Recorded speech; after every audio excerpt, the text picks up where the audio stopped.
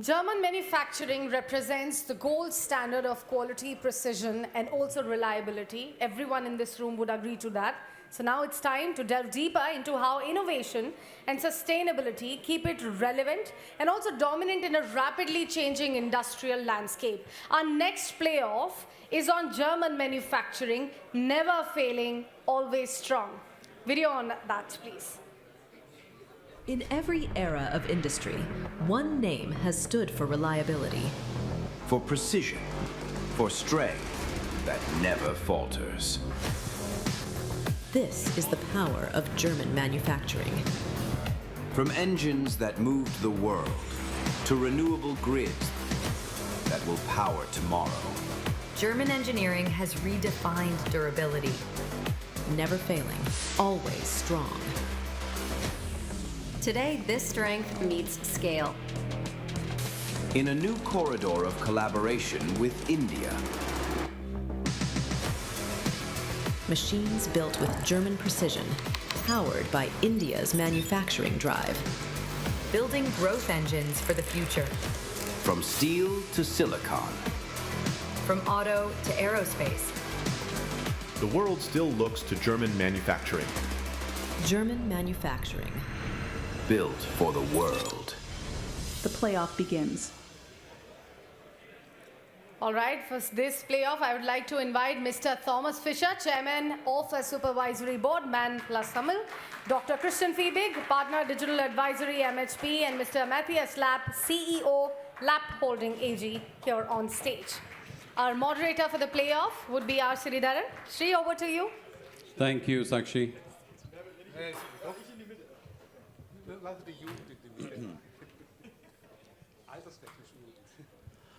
Thank you, gentlemen, for joining us this evening. I don't think anyone doubts the fact that Germany is an engineering powerhouse, a country of 84 million people. It's the third largest economy in the world.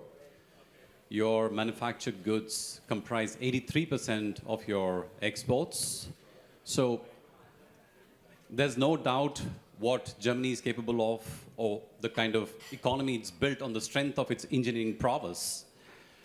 But Thomas, I want to start this conversation with you because I was reading your 2003 report to shareholders, which actually read almost like a manifesto to a larger German industry, where you say that this is the time to perform to transform. Transform to perform, you say.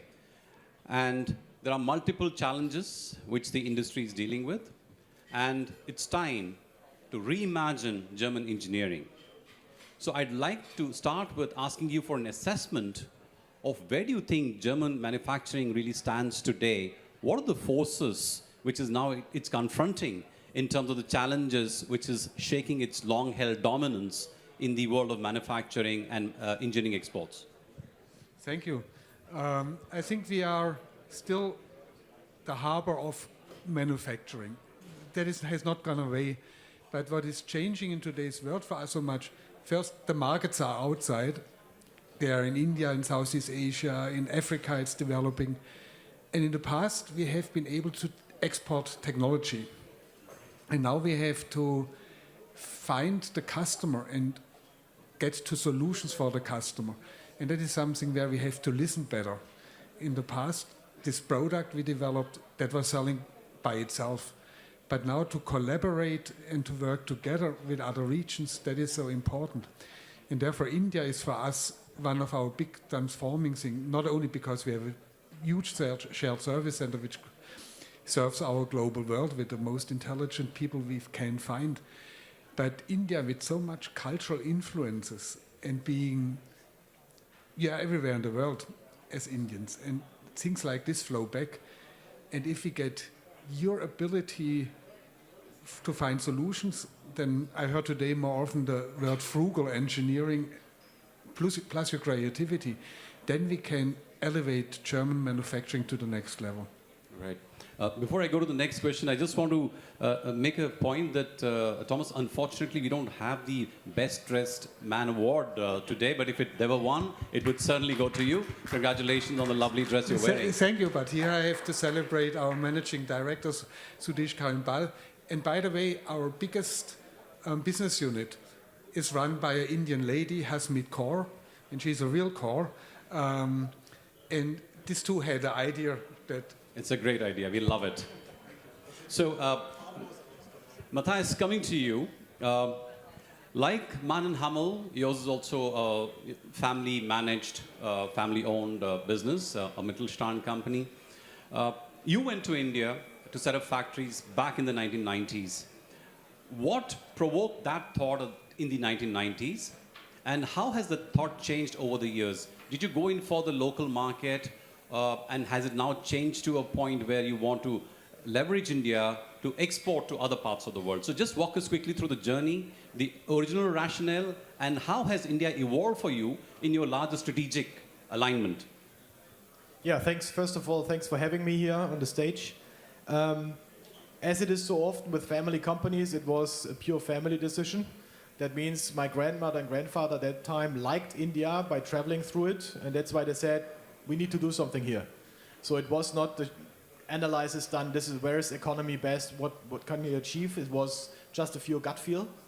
And that's how we started our business in the 80s there, with then finally having our own entity and our own first production site in 1996 already. So we are long-term invested in India. The whole family is very fond of India, as you know. Absolutely. And yeah, at that time we started to grow the business. And that is something why we now have, for example, our Indian business being the second largest in the lab group. So fantastic. India has developed to the second largest country that we have in the portfolio, so to say. And that is something. And yeah, it developed over the years with 3 different production hubs now. The highest advanced technology that we have in the lab group. So we do compounding ourselves with our own designed formulations for the PVCs and polyurethanes only in India. And this is what we export. But the whole thought was always and is always for us as lab group that we go local for local.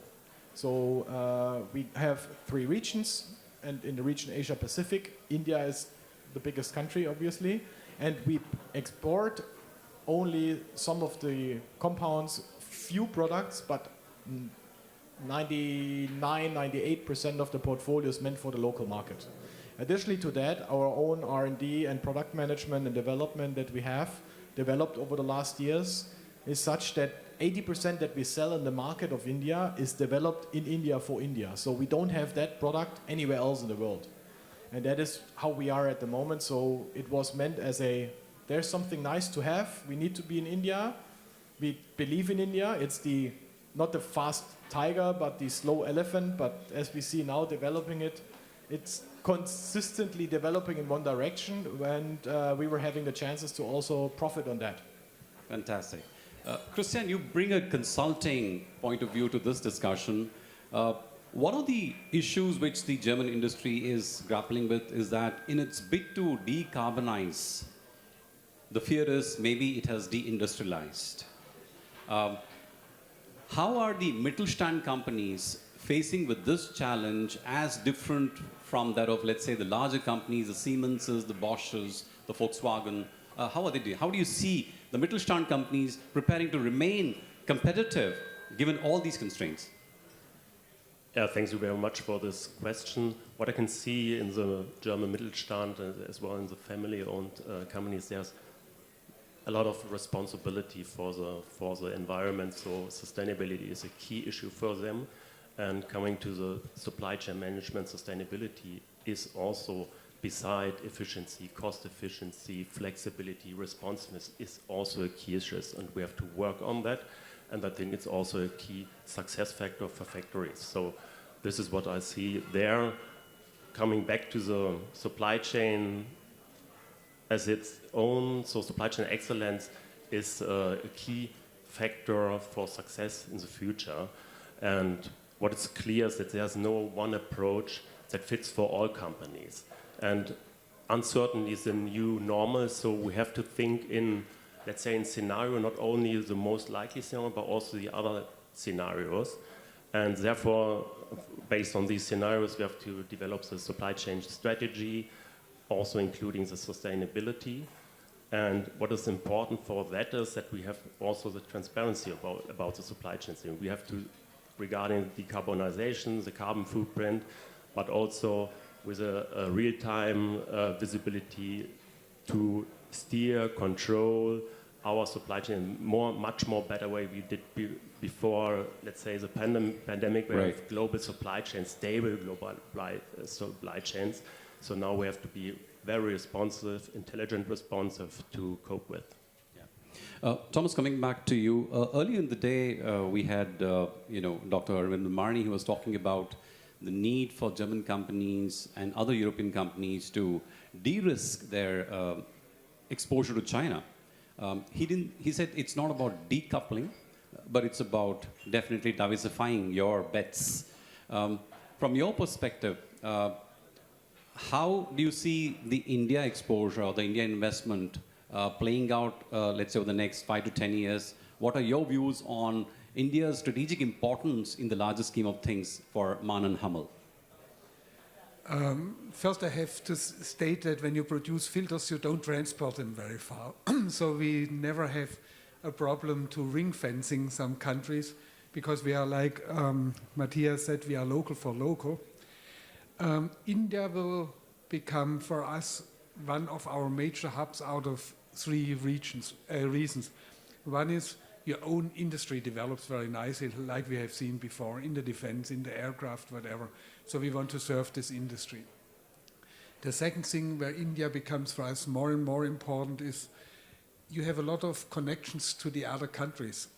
And this we want to use and to ride on. If I look into Africa, east coast of Africa is in the hand of Indians for trade and other things. So your global presence could be an extremely good help for us. And last but not least, the way how you have a ton of talent, but extremely well-educated talent. And this young talent is hungry. What we miss to a certain extent in Germany, we are not hungry anymore. Not everybody, but a lot of spoiled kids are not so hungry like a young Indian kid. And to work with these talents to develop, especially in our world where we get more digital, more AI-driven, where we have to develop smart factories. By the way, we do it together with MHP too. But this kind of things is our third pillar. And so China at the moment is very important for us for the passenger car side. Here we don't see India growing in the next 5 years to be the competitor, maybe in 10 to 15 years. But on the digital side, on making factories intelligent and to go in high-tech industries, plus the talent, that is where we see you. Right. So, Matthias, what's true of filters is also true of cables, which is what Lab Group makes, although you make all the high-tech cables as well. How much of the innovation, it's a commodity. Cable is a commodity, unfortunately, at the end of the day. So how are you able to differentiate yourself? Because I was moderating a panel at the Indo-German Chamber of Commerce about a month ago, and where one of the CEOs said, in India, the consumer wants a 5-star product, but a 3-star price. So is that something that your experience bears out as well, or is your experience different? Yes, that's the typical Indian behavior. They want everything, but apparently it needs to be for free. And then they will buy a lot, right? So that's the manner. Also, price increases we do in every country, but somewhat in India, an annual price increase is not possible. So here it goes only one way down. But joke aside, I think that is something what, of course, is important, yes.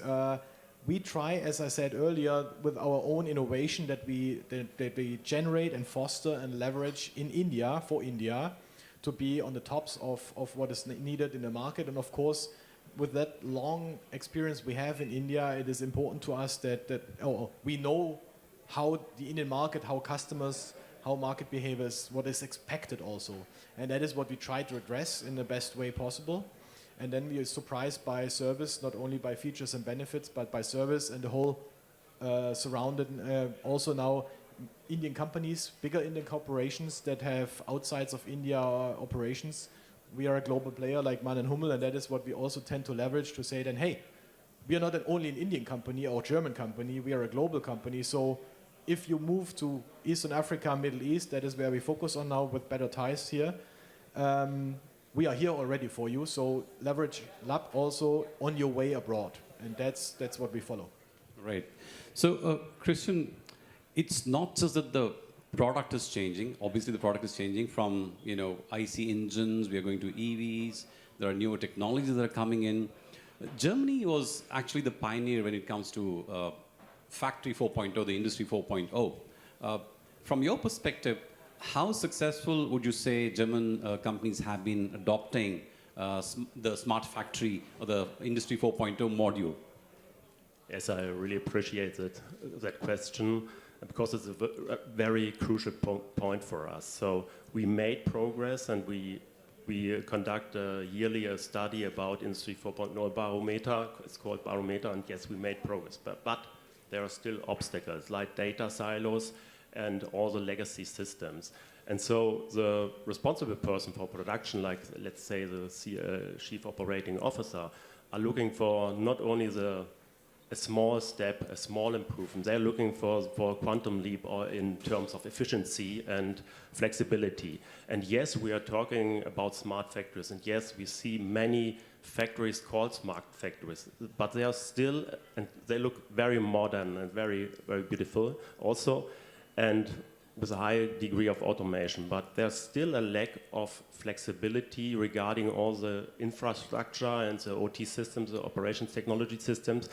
So what is our approach as MHP is that we follow, we call it the software-defined manufacturing approach. What does it mean? We decouple the software from the hardware, the brain from the body. And by decoupling software from hardware, it becomes effortlessly possible and easy to plan, to configure, to monitor a factory. And I think, and we are convinced about that, and this approach is a great opportunity to achieve a really smart factory. And it's a little bit like operating your factory like a smartphone. A new feature with a click, a new application with a swipe. Sounds a little bit like a vision, but what we are doing with our clients, some of our clients, is that we realize this vision already. And so it's also a step, when we think ahead, it's also a step to a real dark factory. Right. Now, Thomas, coming to you, what I find remarkable about the Mittelstand companies is that although they are largely, family-owned and even managed to a great extent, the innovation that they are able to come up with is surprisingly amazing. If I look at just Man and Hummel, for example, you have more than 4,700 patents, right?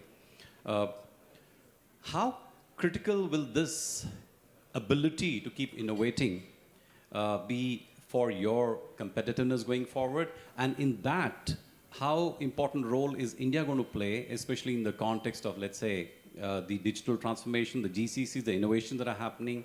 So from an innovation perspective, how are you looking at India to maintain your global edge?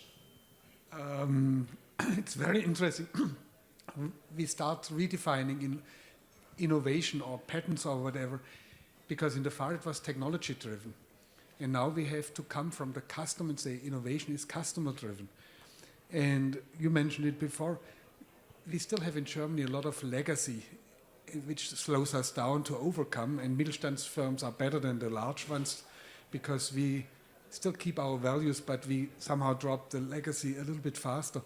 But for me, India coming, and that is where your people are so great. You think far more, let's make a customer-oriented innovation, and it needs to be a business.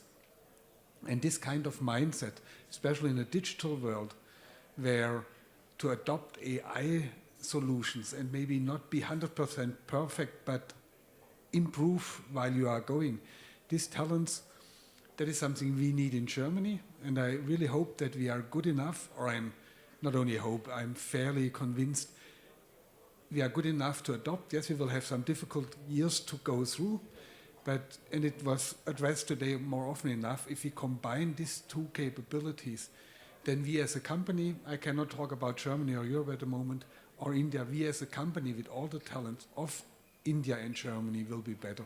Fantastic. Matthias, a gentleman earlier today in one of the panels talked about how almost 30% of your workers will retire in the years ahead, which means there'll be need for creating digital twins, which is something which I'm sure MHP will want to elaborate later. But how are you coping with this shortage that is very visible and it's like going to probably get worse? Are you looking at getting more skilled workers from India, engineers from India? How are you approaching this issue? Yeah, good question. I think that is what many companies, or all companies, have as a topic, the skilled labor shortage that we know will happen, and we knew already 10 years ago, but nothing happened. So now I always tend to say we don't have a knowledge problem. Also, what the governments have to do, it's an execution problem. And here for us is very clear that we take the talent where we find it, and what is new basically, we try to also how to say, make use of that talent regionally or globally if needed or possible. So if we find the right person for sales controller, I don't care anymore where the person sits. It doesn't need to be located in the headquarters. So if we find the appropriate person in Bangalore or wherever, in Delhi, if we have an office, the person should sit there but can work in a global international team.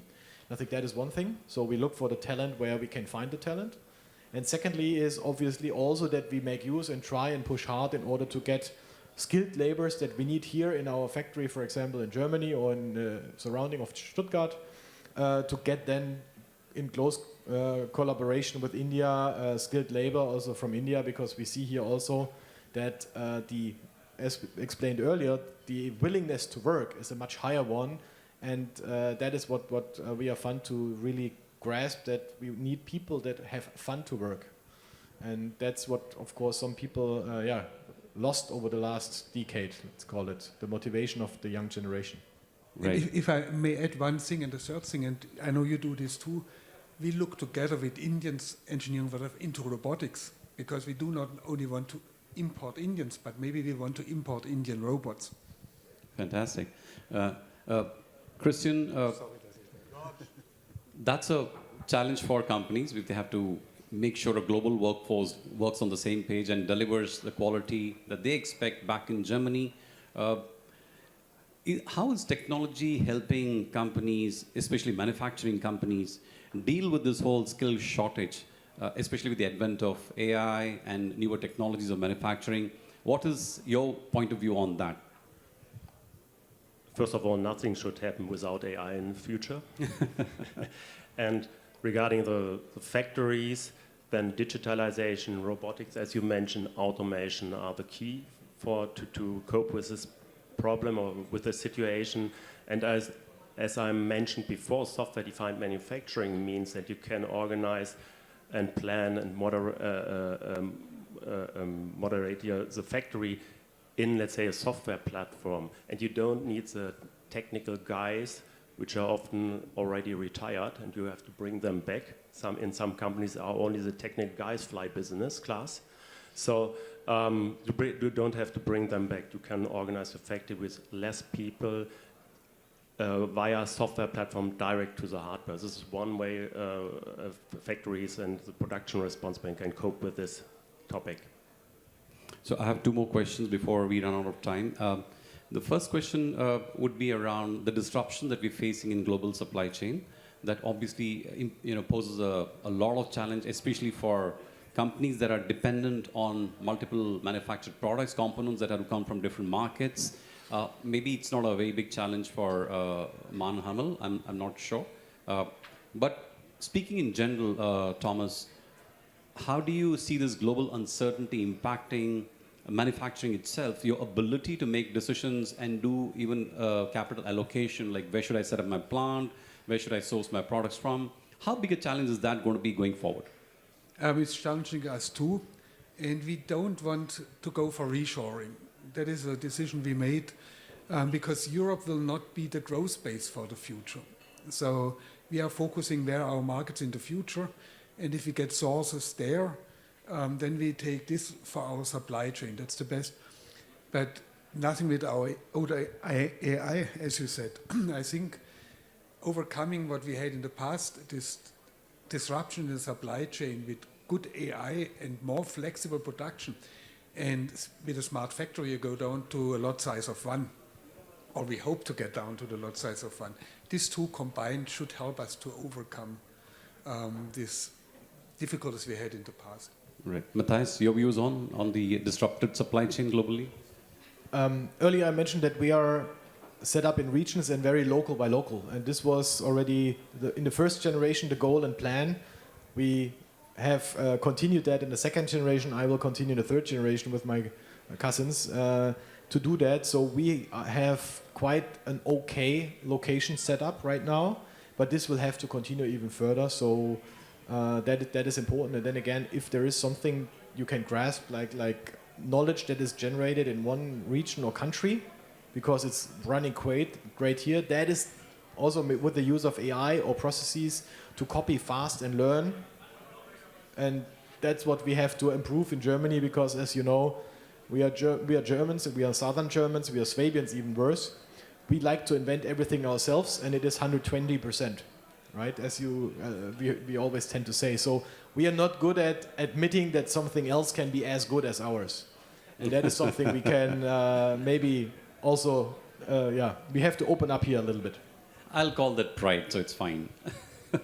The final question, if we were to look 10 to 15 years ahead down the road, what are the emerging industries where you think German companies, especially the Mittelstand companies, will be able to maintain or become global leaders again? There are a lot of new areas which are emerging, including green energy, EVs or different parts of the EV system, autonomous driving. There are so many different technologies which are there.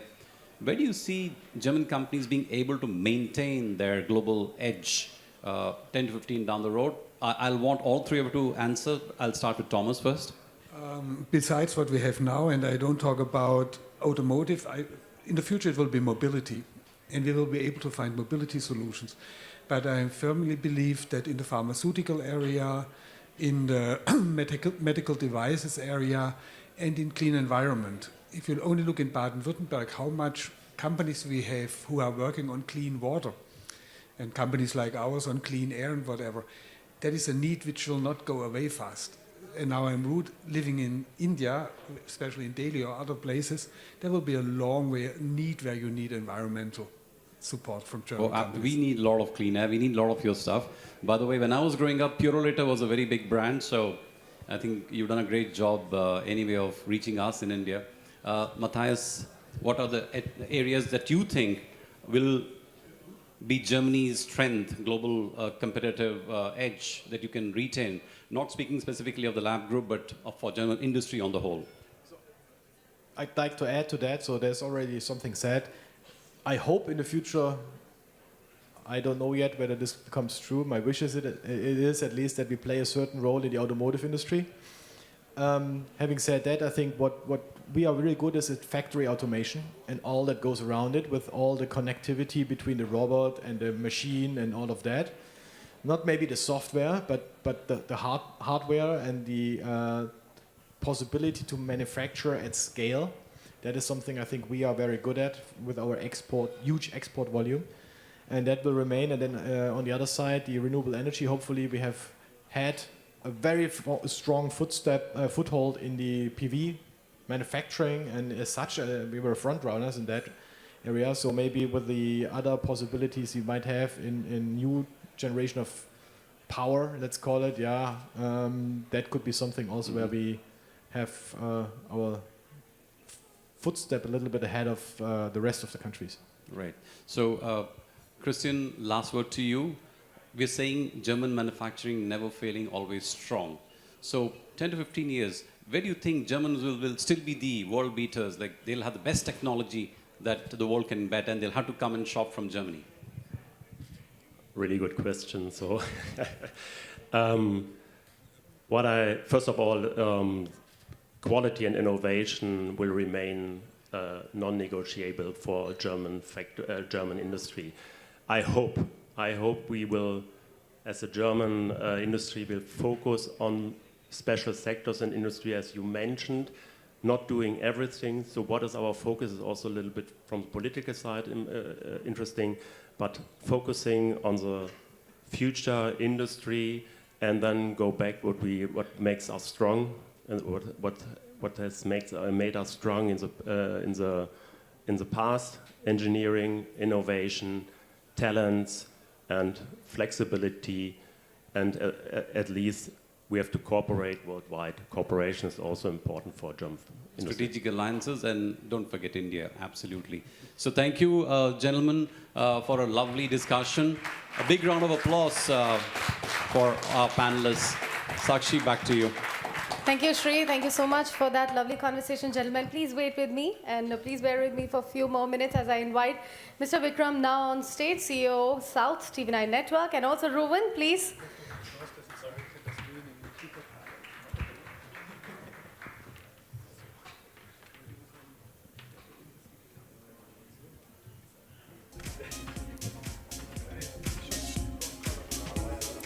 And while the shawl felicitation is happening, ladies and gentlemen, let me again remind you all that we will be leaving from here at 7 p.m. to New Year's Schloss, and I will see you all there for the dinner at Newcastle. Those who have come by their own vehicles can drive by. Otherwise, there are buses outside as well that can take you to New Year's Schloss.